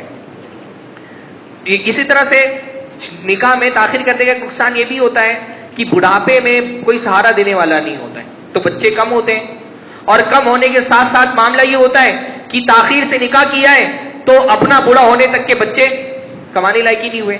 آپ دیکھیے جن لوگوں کی شادی جلدی ہو جاتی ہے, ایک عمر پہنچی 40-50 تک کے, بچے کمانے کے لائق ہو گئے, والدین کو پھر آرام کے لیے بھیج دیا, جاؤ اب آپ گاؤں میں رہو, آرام کرو, ہاں گھر میں بیٹھو آرام کرو, بچے کمانے لگ گئے. بڑھاپے کا سہارا بن جاتی ہے اولاد کب, جب آدمی کم عمر میں شادی کرتا ہے. 40 میں شادی کی ہے تو 50 میں بوڑھا ہو گیا, تو بچے یہ بھی 10 سال کا ہوا ہے, ابھی تو اس کو ہی سنبھالنا ہے پہلے. ہاں بچہ آپ کو کیا سنبھالے گا, بڑھاپے میں آپ کو اپنے بچوں کو سنبھالنا ہے. تو یہ بھی معاملہ ہے کہ جلدی نکاح کرنے سے بڑھاپے میں بچے ایک سہارا بن جاتے ہیں اور بہت کام آنے والے ہوتے ہیں, اور جو لوگ تاخیر سے نکاح کرتے ہیں ان کو یہ سعادت نصیب نہیں ہوتی ہے. ہمارے یہاں شادی میں اصل میں تاخیر کیوں ہوتی ہے؟ شادی میں تاخیر کا سب سے بڑا مسئلہ یہ ہے کہ ہمارے یہاں لڑکا یا لڑکی کے لیے غلط معیارات قائم کر لیے گئے, اتنے زیادہ ہائی معیارات قائم کر لیے جاتے ہیں. پہلی بات تو مزاج لوگوں کا یہ بنا ہوا ہے عام طور پہ کہ 30-35 تک تو شادی ہی نہیں کی جاتی ہے, اور اس کے بعد معیارات, جب شادی کرنے کا ارادہ بھی ہوتا ہے تو معیارات اتنے ہائی فائی ہوتے ہیں. یعنی لڑکے والوں کا معیار ہوتا ہے کہ ان کو ایسی خوبصورت لڑکی چاہیے جسے دنیا میں موجود ہی نہیں ہوتی ہے. ہاں لڑکا چاہے گلاب جامن کی طرح کالا ہو, لیکن لڑکی اس کو بالکل رس ملائی کی طرح سفید چاہیے. ایک ایک چیز, یعنی خوبصورتی میں ایسا نہیں کہ بس ہاں بھائی چہرہ خوبصورت ہے ٹھیک ٹھاک ہے گوری ہے شادی کر لو. ایک ایک عضو اس کا, آنکھ ایسی ہونی چاہیے, ماتھا ایسا ہونا چاہیے, بال اتنے لمبے ہونے چاہیے, انگلیاں ایسی ہونی چاہیے, پیر ایسا ہونا چاہیے. ہاں حتیٰ کہ بعض لوگوں کا تو معاملہ یہ تک ہوتا ہے کہ گوری ہو تو اس طرح کی گوری ہونی چاہیے, ہم کو ملکی وائٹ نہیں چاہیے, اسنو وائٹ چاہیے. ہوتا ہے کہ نہیں مزاج میں؟ ہمارے گاؤں میں شادی کے لیے آئے کچھ لوگ لڑکی دیکھنے کے لیے, پورا دن کھائے بیٹھ کر کے, ہے نا. تو یو پی میں سدھارتھ نگر کی طرف گونڈا بستی والوں کے مزاج یہ کہ لڑکی دیکھنے آتے تو پورا کنبا کا بیلا اٹھ کر کے آتا ہے, اور پورا ایک دن ڈیرا ڈال کر کے بیٹھ میں کھاتے. یعنی لڑکی دکھانا ہی ایک عذاب ہو جاتا ہے لڑکی والوں کے لیے. 10-10, 15-15, 20-20 ہزار خرچہ کر دیتے, صرف لڑکی دیکھنے آئے ہیں, ابھی کوئی پکا بھی نہیں ہوا رشتہ. پورا دن بیٹھ کر کے صبح سے شام تک کھاتے رہے, ہر چیز لڑکی کی دیکھ لی, چلا کے دیکھ لیا کہیں بھچک تو نہیں رہی ہے. ہاں پورا ہنسا کر کے دیکھ لیتے ہیں کہ 32 دانت پورے سلامت ہے کہ نہیں سلامت ہے، کان آنکھ ناک بول کر کے دیکھ لیا، ہاں دیکھ لیتی ہے، پڑھا کر کے دیکھ لیتے ہیں کہ کہیں نمبر تو نہیں آنکھوں میں زیادہ ہے، سب کچھ پسند آ گیا، ہاں بھائی بھابھی کے لائیے بال بنا دیں آپ کے، تو دیکھ لیا کہ بھائی ہاں بال بھی لمبے ہیں، چوٹی اچھی بنی ہے. جاتے ہوئے ٹھنڈی کا موسم تھا، اب جاتے ہوئے یہ خیال ہے کہ پیر نہیں دیکھا ہے ابھی تک کے، کیونکہ ٹھنڈی کا موسم ہے تو موزہ پہنی بھی تھی. تو جو پہلے تھی دولہے کی، اس نے کہا بھابھی نماز کا وقت ہو گیا ہے، چلو وضو بناتے ہیں. تو وضو بنانے کے لیے موزہ نکلوایا اور دیکھا کہ ایڑیاں پھٹی ہوئی ہیں. صرف ایڑیاں پھٹی اس وجہ سے انکار کر دیا رشتے سے. یہ ہمارے گاؤں کا معاملہ بتا رہا ہوں. صرف ایڑیاں، ساری چیز پسند آ گئی، بس ایڑیاں پھٹی ہوئی ہیں اور انکار کر دیا رشتے. کتنے معاملات ہیں چھوٹی چھوٹی باتوں پہ. قد اتنا 5 پوائنٹ جو ہے سے کم ہے 5 فٹ سے، تو رشتے کے لیے انکار کر دیا. کتنے لوگوں کو میں جانتا ہوں کہ 8 10 سال تک کے بس ان کے ہفتے میں 2-4 کھانے تو ایسے ہی گزرتے تھے. لڑکے نے تھوڑا سا کما لیا یا سعودی چلا گیا، چاہے کسی لائق نہ ہو، تو ہر ہفتے کئی لڑکی دیکھنے کے لیے جا رہے ہیں، پورا دن گھر میں کھا کر کے پھر واپس آ جا رہے ہیں، اور پھر فون کر کے بول بھی دیتے کہ رشتہ قبول نہیں، آپ کی لڑکی میں یہ عیب ہے. بھائی یہ بھی رشتہ ریجیکٹ کرنے کا یہ طریقہ تھوڑی ہونا چاہیے. میں بھی آگے انشاءاللہ ایک حدیث سناؤں گا آپ کو کہ منہ کھول کر کے بول دیتے آپ کی لڑکی، اس کا قد چھوٹا ہے، ہم کو بڑی قد کی لڑکی چاہیے. تو یہ کہ آسمان سے حور اتر کے تھوڑی آئے گی شادی کرنے کے لیے. حور چاہیے تو پھر جنت میں جانا پڑے گا. دنیا میں جو معیار ہے اس معیار کے حساب سے ٹھیک ہے. ایسا نہیں میں بولتا ہوں کہ سرے سے خوبصورتی دیکھنی ہی نہیں چاہیے. بھئی اگر کسی لڑکے کے لیے خوبصورتی معیار ہے تو وہ دیکھے خوبصورت ہے کہ نہیں خوبصورت ہے. لیکن 2 معاملہ ہے. پہلی بات یہ کہ اپنے معیار کے حساب سے خوبصورتی دیکھو نا، تم خود کتنے خوبصورت ہو اس حساب سے دیکھو خوبصورتی کیا ہے. اگر ہر آدمی یہ چاہے گا کہ بس آسمان کی حور سے اس کی شادی ہو تو کیسے ہونے والی ہے. جو زمانے کا مزاج اس اعتبار سے ٹھیک ٹھاک ہے کہ نہیں یہ دیکھ لے. اللہ کے نبی صلی اللہ علیہ وسلم کو بھی خوبصورتی پسند تھی، اس لیے شریعت یہ نہیں کہتی کہ سرے سے خوبصورتی کو معیار ہی نہیں بنانا ہے. اللہ کے نبی تو ایک صحابی آئے اللہ کے نبی کے پاس اور اللہ کے نبی سے پوچھا کہ اللہ کے نبی میں شادی کرنے والا ہوں فلاں انصاریہ عورت سے. تو اللہ کے نبی کہا کہ تم نے اس عورت کو دیکھا ہے جس سے تم شادی کرنا چاہتے ہو، کیا تم نے دیکھا ہے؟ تو اللہ کے نبی دیکھا تو نہیں ہے. کہا اس کو دیکھ لو فَإِنَّ فِي أَعْيُنِ الْأَنصَارِ شَيْءٍ، کیونکہ انصار کی آنکھوں میں بعض مرتبہ کچھ ٹیڑھا پن ہوتا ہے. تو دیکھ لو کہیں ایسا نہ ہو کہ تم کو پسند نہ آئے شادی کے بعد اور پھر رشتہ نہ چل پائے. دیکھنا چاہیے. اگر سب کے لیے خوبصورتی معیار نہیں ہوتی ہے، کسی کے لیے علم معیار ہے، کسی کے لیے کوئی اور معیار ہے، تو اگر خوبصورتی واقعتاً آپ کی ضرورت ہے تو دیکھ لیں ٹھیک ٹھاک ہے کہ نہیں ہے. لیکن یہ کہ انتہائی درجے کی خوبصورت لڑکی تلاش کرنا جو ہر طرح کے عیب سے پاک ہو، تو یہ تو ممکن نہیں ہے. کچھ نہ کچھ خامی ہر کسی کے اندر ہوتی ہے. میرے اندر بھی ہے، آپ کے اندر بھی ہے، لڑکے میں بھی ہوگی، لڑکی میں بھی ہوگی. کوئی اس کو اچھا ایک مسئلہ ہمارے یہاں پہ یہ ہوتا ہے کہ بھائی شادی لڑکے کو کرنی ہے نا، تو لڑکا دیکھ لے لڑکی پسند ہے کہ نہیں پسند ہے. تو لڑکے کو بھی پسند آنی چاہیے، لڑکے کی 5 بہنیں ان کو بھی پسند آنا چاہیے، ان 5 بہنوں کے بہنوں ہی ہیں 5 ان کو بھی پسند آنا چاہیے، لڑکی کے ماں کو بھی پسند آنا چاہیے، لڑکی کے باپ کو بھی پسند آنا چاہیے. جب تک پورا خاندان متفق نہ ہو جائے لڑکی پر تب تک شادی نہیں ہوتی. یہ کیا مزاج ہے بھئی؟ شادی کرنے کے لیے یہ ہمارے عجیب، خاص طور پہ یہ گونڈا بستی والوں میں بڑا عام معاملہ ہے کہ وہ بہنوں ہی بھی خاص طور پہ لڑکے کے جاتے ہیں دیکھنے کے لیے، اور سارے گھر والے متفق ہو، اگر بہنوں ہی انکار کر دے تو رشتہ نہیں ہوگا، خاص طور پہ بڑے بہنوں ہی. بھائی شادی لڑکی کو کرنا ہے، اگر لڑکے کو پسند ہے تو لڑکی کی بہن کو پسند ہے کہ نہیں پسند ہے. لڑکی کی بہن کو کون سا اس کے ساتھ رہنا ہے؟ آج نہیں کل اس کی بھی شادی ہو جانے والی ہے. لڑکے کو پسند ہے رشتہ نکاح کر دیں. خوبصورتی کا جو معاملہ ہے وہ تو اصل لڑکے سے تعلق رکھتا ہے. اگر لڑکے کے لیے خوبصورتی کوئی معیار نہیں ہے تو پھر پورے گھر والے مل کر کے متفق، جب تک اجماع نہ ہو جائے سب کا تب تک کہ وہ حلال نہیں ہوتا ہے. یہ مزاج نہیں بنائیں کہ پورا خاندان پسند کرے گا تبھی نکاح ہوگا. ایک لڑکے کو پسند ہے کافی. اچھا رشتے صرف لڑکیوں کی طرف لڑکوں کی طرف سے ریجیکٹ نہیں ہوتے. بہت سارے لوگ بولتے ہیں لڑکے ریجیکٹ کرتے ہیں، رشتے لڑکیوں کی طرف سے بھی بہت ریجیکٹ ہوتے ہیں. معاملہ یہ ہوتا ہے وہاں بھی ایسا ہی معاملہ ہے کہ لڑکی کو خوبصورت لڑکا چاہیے، ماں کو پیسے والا چاہیے، باپ کو دیندار چاہیے. ہاں اب یہی ہوتا ہے. اب وہ تلاش کرنے کوئی لڑکا خوبصورت ملا تو پیسہ نہیں ہے تو اماں نے انکار کر دیا، دیندار نہیں ہے چلو ٹھیک ہے ابا نے انکار کر دیا، لڑکی کو پسند نہیں آ رہا ہے لڑکی نے انکار کر دیا. ہاں جتنے رشتے میں ایک دم گارنٹی دیتا ہوں، میں تو ایسا ہوتا ہے کہ میں للہ فی اللہ بہت سارے رشتے لگا دیتا ہوں. کوئی باقاعدہ رشتے کا کاروبار نہیں کرتا ہوں، لیکن یہ ہوتا ہے کہ مختلف لوگوں سے ملاقات ہوتی رہتی، خاص طور پہ اپنے علاقے کے لوگ. تو وہ کہتے ہیں کہ مجھ کو لڑکی کی بہت سارے لوگ پریشان ہیں، خاص طور پہ یہ گونڈا بستی بلرام پور والے. کیوں پریشان ہے میں بھی بتاتا ہوں آپ کو. تو وہ ملتے ہیں تو مجھ سے کہتے ہیں تو میں لگوا دیتا ہوں کوئی رشتہ، بھائی فلاں صاحب ہمارے پہچان کے ان کا لڑکا ہے، آپ دیکھ لیں، بات کر لیں، دونوں کا کانٹیکٹ کرا دیتا ہوں۔ جتنا ہمارے معاشرے میں لڑکے رشتہ ریجیکٹ کرتے ہیں اتنی لڑکیوں کی طرف سے رشتہ ریجیکٹ ہوتا ہے، اتنا ہی ریجیکٹ ہوتا ہے۔ الگ الگ معاملات، تعلیم کا بھی ایک معاملہ ہے۔ معاملہ یہ ہے کہ ہمارے یہ جو خاص طور پہ گونڈا بستی سدھارتھ نگر کے لوگ ہیں، ان کے یہاں پہ لڑکوں میں تعلیم کا رجحان نہیں ہے۔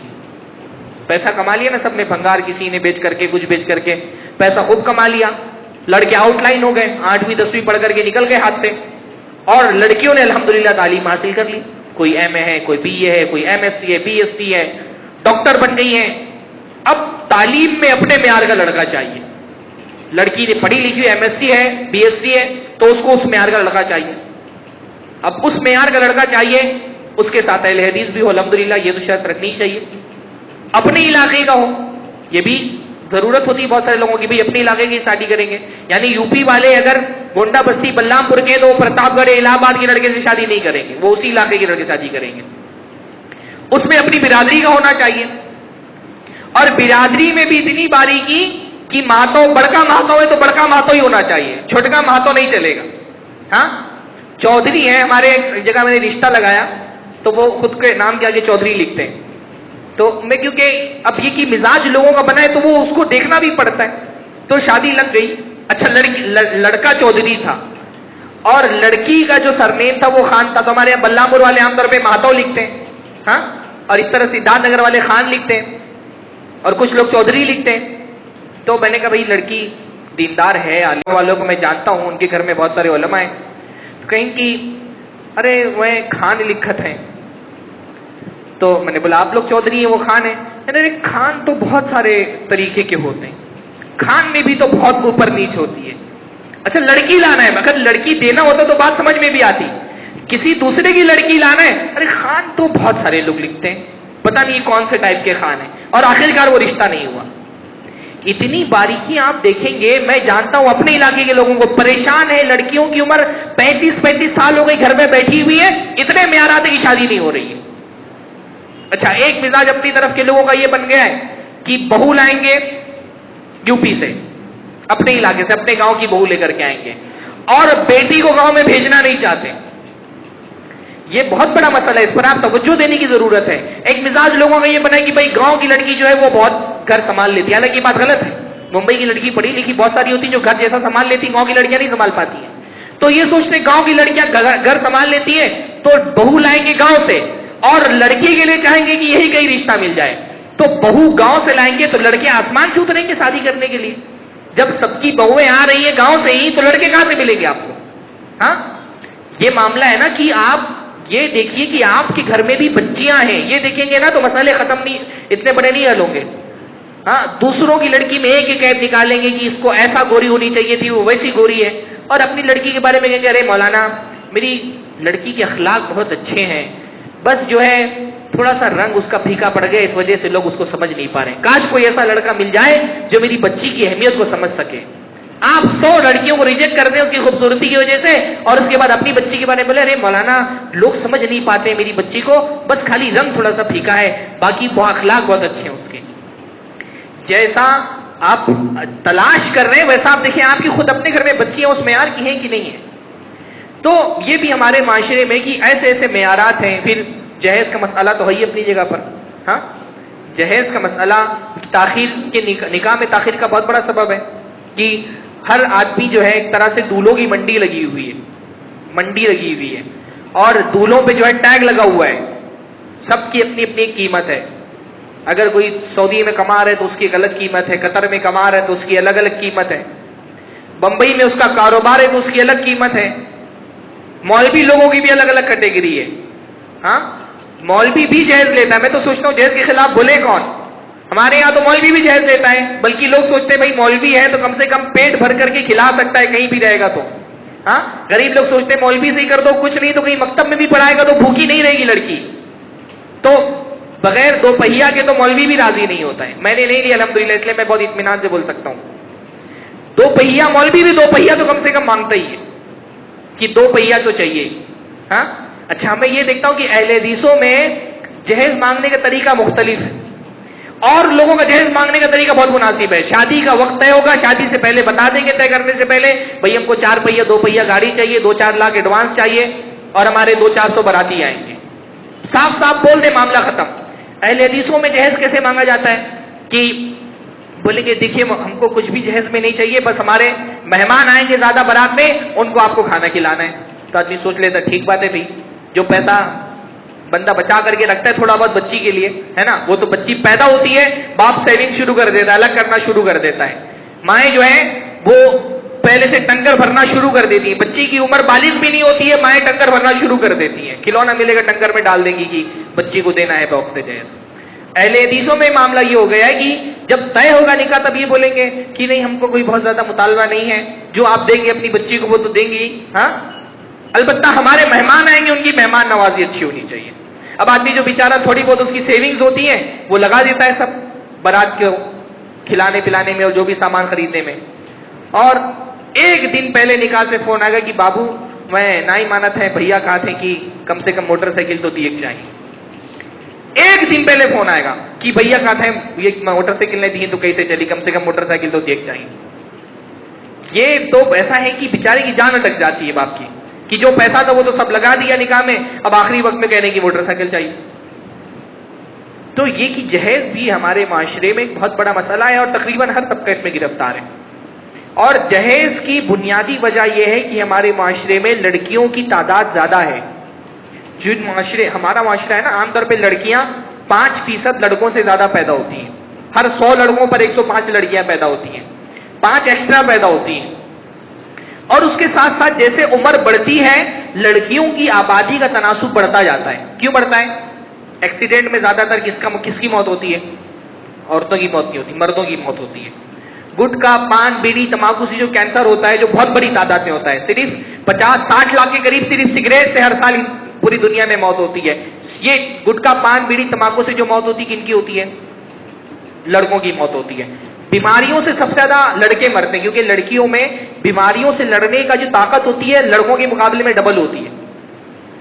یہ یاد رکھیں آپ, لڑکیوں میں بیماری سے, یعنی ایک لڑکے کو نہیں نیمونیا ہوا اور لڑکی کو بھی نیمونیا ہوا, آپ بہت سارے ڈاکٹروں کو کہتے ہوئے سنیں گے لڑکا ہوتا تو مر جاتا. لڑکے بیماری سے نہیں لڑ پاتے جتنا لڑکیاں, ڈبل طاقت ہوتی لڑکیوں میں لڑنے کی. اس لیے بچپن میں بیماری سے زیادہ موت کن کی ہوتی ہے؟ لڑکوں کی ہوتی ہے. تو جیسے جیسے عمر کا تناسب بڑھتا جاتا ہے ہارٹ اٹیک سے زیادہ کس کی موت ہوتی ہے؟ مردوں کی ہوتی ہے. عورتوں کو اٹیک جلدی نہیں آتا کیونکہ ان کی کوئی بیوی نہیں ہوتی ہے. تو ہارٹ اٹیک سے بھی موت مردوں کی زیادہ ہوتی ہے. فوج میں جو لوگ جنگوں پر لڑائیاں کر کے یا فسادات میں جن کی موت ہوتی کون ہوتے ہیں؟ عام طور پہ مرد ہوتے ہیں. تو عورتوں کی جو تعداد ہے وہ معاشرے میں مردوں سے کافی زیادہ ہے. لڑکیاں بہت زیادہ ہیں, لڑکے کم ہیں. یہ ہم صرف ان معاشروں میں لڑکیاں کم ہیں جہاں پر لڑکی کو پیدا ہونے سے پہلے پیدا ہونے کے بعد مار دیا جاتا ہے. کچھ علاقے جیسے ہریانہ ہے, پنجاب کا علاقہ ہے, یہاں پر لڑکیاں کم ہو گئی ہیں, لڑکے زیادہ ہو گئے. کیوں؟ کیونکہ وہاں پر لڑکیوں کو مارنے کا رواج بہت ہے. پیدا ہونے سے پہلے پیٹ اسکین کیا جاتا ہے سٹی اسکین میں ناجائز طریقے سے, اور پتہ چلتا ہے لڑکی ہے تو پیٹ میں ہی قتل کر دیتے ہیں. حتیٰ کہ بعض علاقوں میں یہ معاملہ ہے کہ لڑکی پیدا ہو گئی, پتہ چل گیا لڑکی ہے تو قتل کر دیتے ہیں. کیسے قتل کرتے ہیں؟ اس کے منہ میں شراب ڈال دیتے ہیں, ڈائریا ہو جاتا ہے, ڈائریا سے موت ہوتی ہے. رپورٹ میں تو آتا ہے ڈائریا سے مری لیکن اس کا قتل ہوتا ہے. ٹوال گیلا کر کے لڑکی کو لپیٹ دیتے ہیں, نیمونیا ہو جاتا ہے, مر جاتی ہے لڑکی, لیکن رپورٹ میں کیا آتا ہے؟ نیمونیا سے مری ہے. ان علاقوں میں لڑکیوں کی تعداد کم ہے, ورنہ عام علاقے جہاں پر لڑکیوں کو قتل نہیں کیا جاتا وہاں لڑکیوں کی تعداد لڑکوں سے زیادہ ہے. جب لڑکے کم ہیں لڑکیاں زیادہ ہیں تو ظاہر سی بات ہے جس چیز کی سپلائی اس کی ڈیمانڈ سے زیادہ ہوتی ہے اس کی ویلیو کم ہو جاتی ہے نا. ایک اکانومی کا اصول ہے کہ اگر سپلائی زیادہ ہے ڈیمانڈ کم ہے تو کیا ہوتا ہے؟ ویلیو کم ہو جاتی ہے. اس ویلیو کا اضافہ کرنے کے لیے ہم کیا کرتے ہیں کہ بھئی میری لڑکی سے شادی کر لو, جہیز میں اتنا بھی لے لو, ویلیو بڑھانے کے لیے. اس کا واحد علاج ہے کہ مرد ایک سے زیادہ شادی کریں. مرد زیادہ شادی کریں گے جہیز ختم ہو جائے گا معاشرے میں. آپ دیکھیے جن معاشروں میں مرد ایک سے زیادہ شادی کرتے ہیں وہاں پر جہیز زیادہ نہیں ہوتا, وہاں کیا زیادہ لیا جاتا ہے؟ مہر زیادہ دیا جاتا ہے. عربوں کے معاشرے میں ہمارے معاشرے میں کیا فرق ہے کہ ہمارے یہاں لڑکی کو جہیز دینا پڑتا ہے, عربوں میں کیا کرنا پڑتا ہے؟ لڑکے کو بڑی مہر دینی پڑتی ہے تب جا کے لڑکی والے تیار ہوتے ہیں اپنی لڑکی دینے کے لیے. وہاں مہر زیادہ دینا پڑتا ہے. کیوں؟ کیونکہ وہاں پر لڑکیاں اتنی زیادہ نہیں ہیں, وہاں مرد ایک سے زائد شادی کرتا ہے, اس لیے لڑکیاں تعداد برابر ہے ان کی, اس لیے مہر زیادہ دینا پڑتا ہے. تو یہ جہیز آپ ختم کرنا چاہتے ہیں, جہیز تقریر سے ختم نہیں ہوگا. معاشرے میں مرد ایک سے زائد شادی کرے گا, جہیز اپنے آپ ختم ہو جائے گا انشاءاللہ. تو جہیز بھی ہمارے معاشرے میں ایک اضافے کا, نکاح میں تاخیر کا باعث ہے. نکاح میں تاخیر کی ایک وجہ یہ ہے کہ وہ پیروں پہ کھڑا ہونا.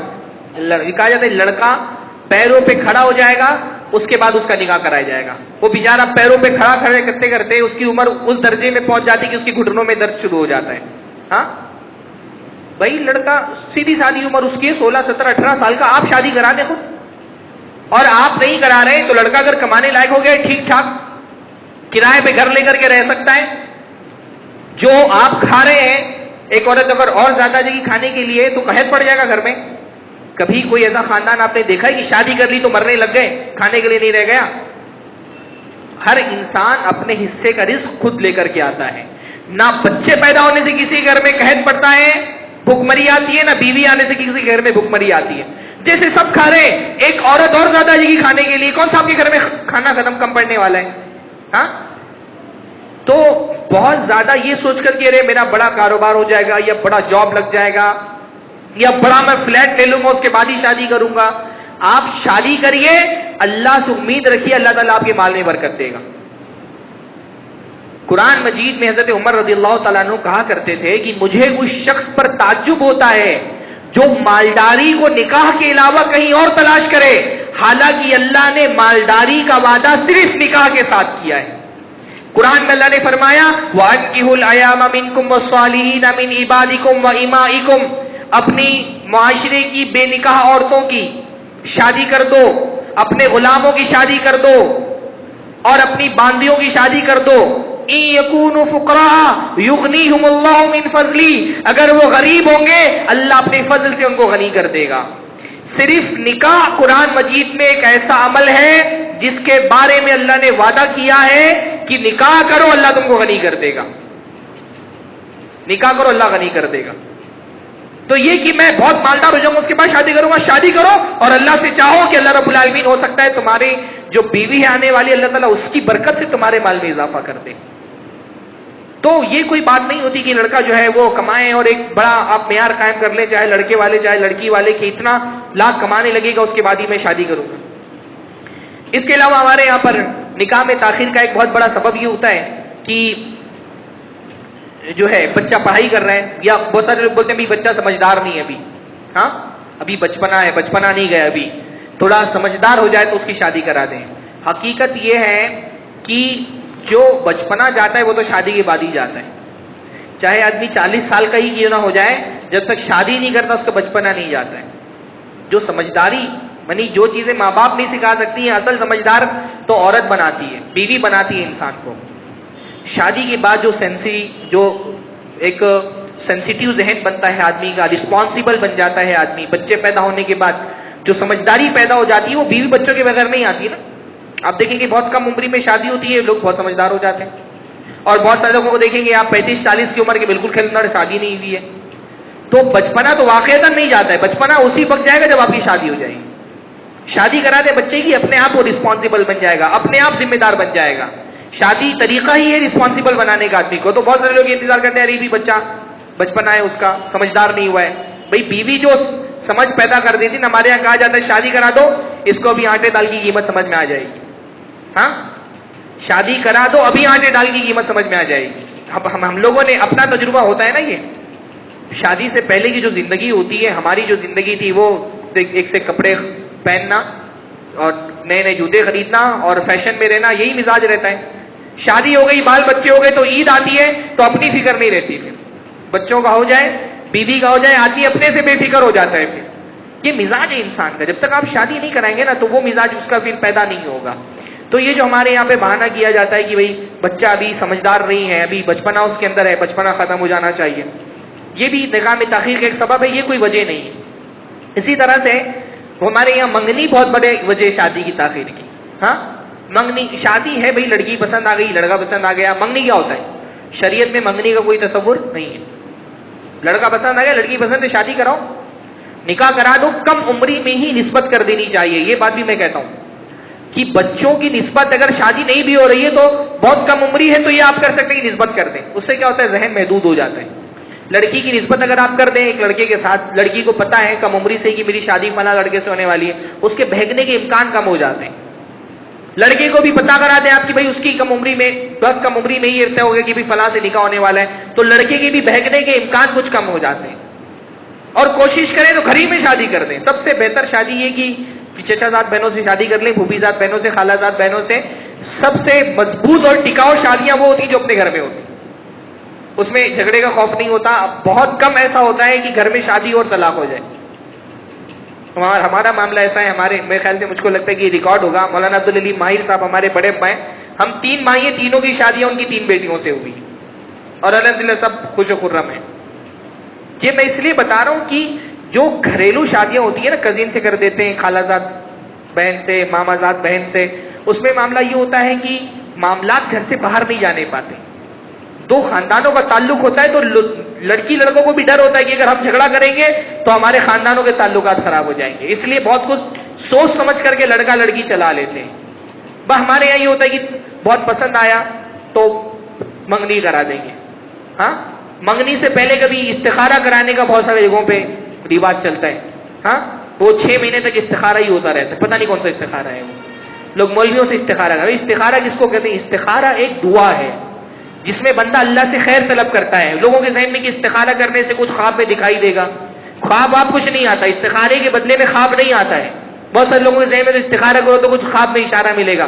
خواب یا اشارہ کچھ بھی نہیں ہوتا. استخارے کا مطلب ہے کہ اللہ میں کام کرنا چاہ رہا ہوں، اگر یہ صحیح ہے تو آسان کر دے، اگر یہ میرے لیے صحیح نہیں ہے تو اس کو مجھ سے روک دے. یہ استخارے کا مطلب ہوتا ہے. تو نکاح میں تاخیر کا ایک سبب یہ بھی ہے کہ ہمارے یہاں منگنی کر دی جاتی ہے، اس کے بعد 1 سال تک کے چل رہا ہے معاملہ. یہ منگنی وغیرہ کچھ شریعت کے اندر نہیں ہے. لڑکا پسند آ گیا ہے، کم از کم یہ نکاح پڑھا دینا چاہیے. بدائی جب ہو تب ہو تو کم سے کم اگر کوئی مسئلہ بھی ہو تو کم از کم نکاح پڑھا دیں بچے کا. تو یہ کچھ معاملات تھے، نکاح میں تاخیر کے اسباب تھے. میرے خیال سے وقت میرا کافی ہو گیا ہے. اللہ سے دعا ہے کہ اللہ رب العالمین ہم سب کو دین کا صحیح فہم عطا فرمائے. ایک مسئلہ البتہ نکاح کے حوالے سے، یہ تو کنواروں کا معاملہ تھا. ہمارے معاشرے میں یہ بے نکاح مردوں کا یعنی ایک مزاج یہ بن گیا ہے کہ اگر 40 45 50 سال کی عمر میں آدمی کی بیوی کا انتقال ہو گیا ہے تو معاشرے میں اس کو عیب سمجھا جاتا ہے کہ اس کو نکاح نہیں کرنا چاہیے. 40 45 سے 50 سال کا ہو گیا ہے، اگر بیوی کی موت ہوگی تو اس کو شادی نہیں کرنی چاہیے. اس کو عیب سمجھتے ہیں لوگ، اور سب سے بڑے مخالف تو اس کے گھر والے ہوتے ہیں. یہی معاملہ عورتوں کے ساتھ بھی ہوتا ہے. 35 40 کی عمر میں اگر بیوہ ہو گئی بیچاری تو یہ سمجھا جاتا ہے کہ اگر اس کو اب نکاح نہیں کرنا چاہیے. اسلامی معاشرے میں کسی بھی شادی کے لائق مرد یا عورت کا بے نکاح بیٹھے رہنا عیب ہے.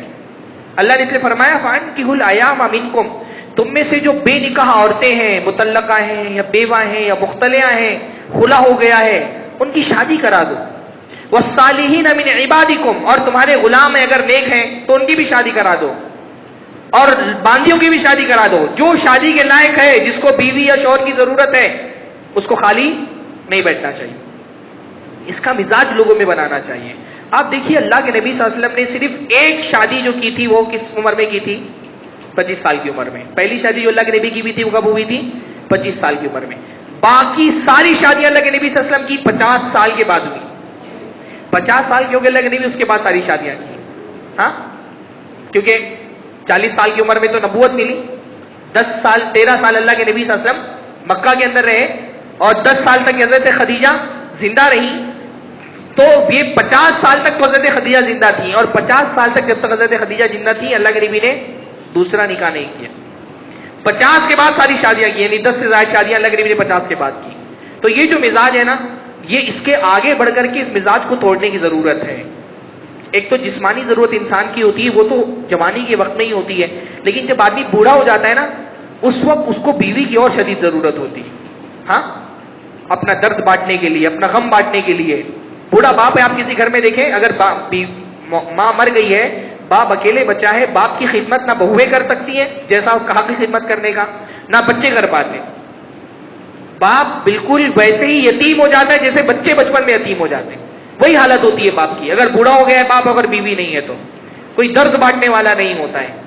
تو جن کے باپ زندہ ہوں، باحیات ہوں اور شادی کے لائق ہوں، بلکہ شادی کے لائق کیا، مرد تو ہمیشہ، مرد کبھی بوڑھا نہیں ہوتا، ویسے بھی مرد ہمیشہ جوان رہتا ہے، ان کو خود بڑھ کر کے اپنے باپ کی شادی کرا دینی چاہیے، اپنے والدین کی شادی کرا اگر بزرگ ہیں تو۔ عورتیں ہیں، بیوہ ہیں، 35-40 سال کوئی عمر نہیں ہوتی ہے۔ ہم اپنے دیہاتوں میں دیکھتے ہیں کتنے سارے، اتنے جو 40 کے کراس کی بھی عمر کے لوگ ہوتے ہیں، کتنے ساری بدکاری میں ملوث پائے جاتے ہیں۔ بیوی مر گئی ہے اور گھر ہی میں بہت سارے لوگ بدکاری میں ملوث پائے جاتے ہیں۔ یہ معاشرہ ہے نا، چیزیں دکھائی دیتی ہیں۔ تو یہ کہ کسی بھی معاشرے میں اگر ایک آدمی کو عورت کی ضرورت ہے اور اگر اس کی شادی نہیں ہوتی ہے تو فساد پھیلے گا، یہ دین نے ہم کو بتایا ہے، اللہ کے نبی نے ہم کو بتایا ہے۔ لہذا اس فساد سے بچنے کا ذریعہ یہ ہے کہ یہ جو زیادہ عمر کے مرد ہوتے ہیں یا زیادہ عمر کی عورتیں ہوتی ہیں، ان کی شادیاں کرا دینی چاہیے، اس کو عیب نہیں سمجھنا چاہیے، بلکہ بچوں کو خود آگے بڑھ کے شادیاں کرا دینا چاہیے۔ لڑکوں کو خوف ہوتا ہے کہ اگر اماں نہیں آ جائیں گی تو مال میں حصہ لگ جائے گا دوسرے لوگوں کا، لیکن مال کی وجہ سے اپنے باپ کے ساتھ ناانصافی اور ظلم نہیں کرنا چاہیے۔ تو یہ کچھ مسائل تھے ہمارے معاشرے کے جو میں نے اپنی ترجیح کے حساب سے کچھ باتیں آپ کے سامنے رکھی۔ اللہ سے دعا ہے کہ اللہ ہم سب کو دین کا صحیح فہم عطا فرمائے، اللہ جب تک زندہ رکھے ایمان و اسلام پر زندہ رکھے، خاتمہ ہو تو زبان سے نکلنے والا آخری کلمہ شہادت کا کلمہ ہو۔ وآخر دعوانا الحمدللہ۔